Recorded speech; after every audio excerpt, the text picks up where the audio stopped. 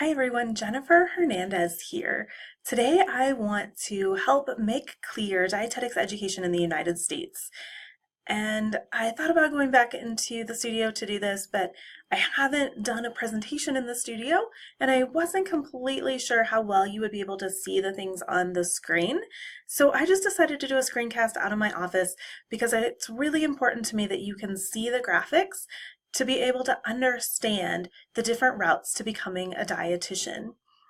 So, dietetics education in the United States has become very complicated and confusing. And thankfully, my friend and colleague, Dr. Dawn Clifford, who is a PhD and an RD, made this infographic for us to help explain the different pathways to becoming a dietitian, because now there's kind of a lot of ways that you can become a dietitian. So you can see here the overview, and the red is the kind of the traditional pathway, the pathway that we've had for the last over 25 years to becoming a dietitian. And on the right, in blue, you're going to see the future education model. So these are some new programs that are coming out that can lead to dietetics credentials. So if we zoom in a little bit, you can see that both of them have optional community college. Now in the red, the traditional pathway, you could get that associate's degree in dietetic technology and sit for the DTR exam. So you could become a diet tech. If you follow the blue pathway, the associate's degrees may not lead you to that diet tech credential anymore. So if you want to become a dietetic technician, and that's kind of your end goal, just check and see if the associate's degree program at the school that you're interested in is going to lead to that DTR credential. Now, moving on, you could get a bachelor's degree. And in the red pathway, that bachelor's degree has to be a very specific bachelor's degree, and it has to be accredited by the Accreditation Council for Education in Nutrition and Dietetics. And that is considered a didactic program in dietetics, or a DPD. If you do that DPD program, you can sit for the DTR exam. It's not what that degree was intended for, but you can still take that DTR exam. Now, if you are in the blue pathway, you can get a bachelor's degree in nutrition that leads to the DTR credential. At the moment that I'm recording this video, the only program in the country that has been accredited for that pathway is at Northern Arizona University.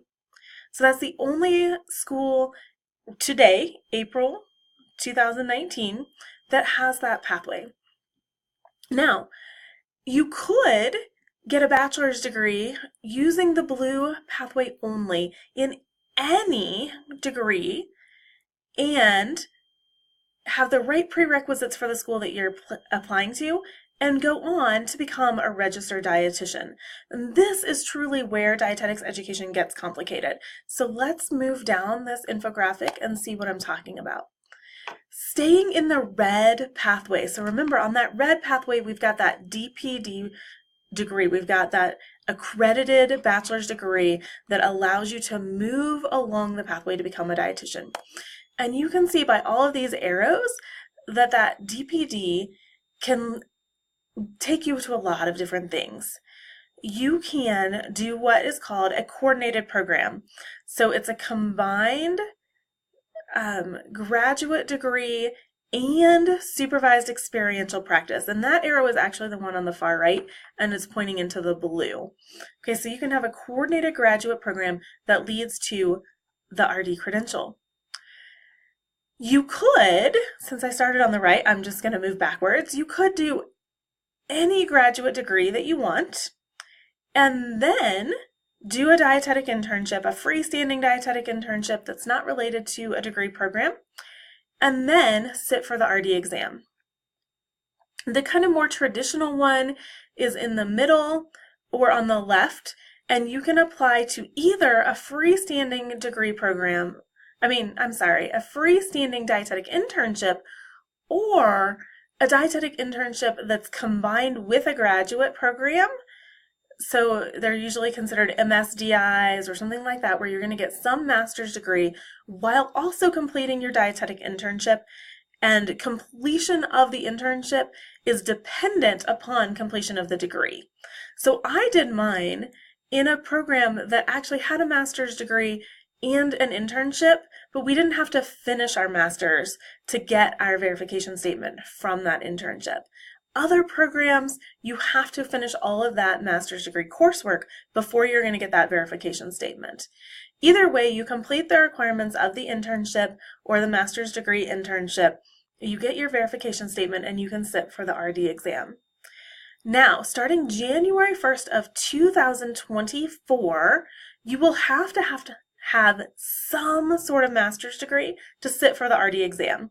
So if you do that center pathway where you do a freestanding dietetic internship and you complete that internship after January 1st, 2024, then you will have to get a graduate degree from somewhere before you can actually sit for the RD exam.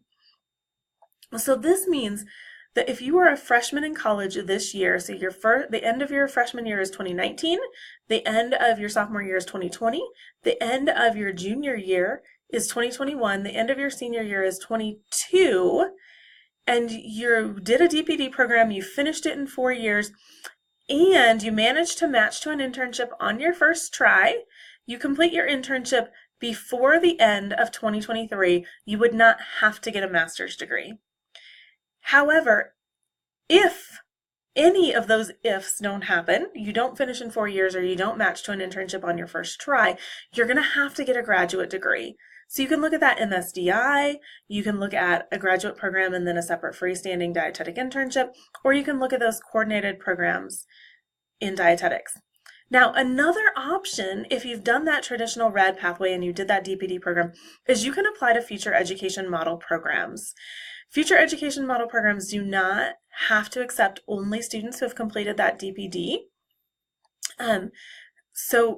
But they will still accept people who have the DPD. So that is another option. And those future education model programs are going to be very similar to a coordinated program where your supervised practice, your internship hours are combined in some way with that master's degree.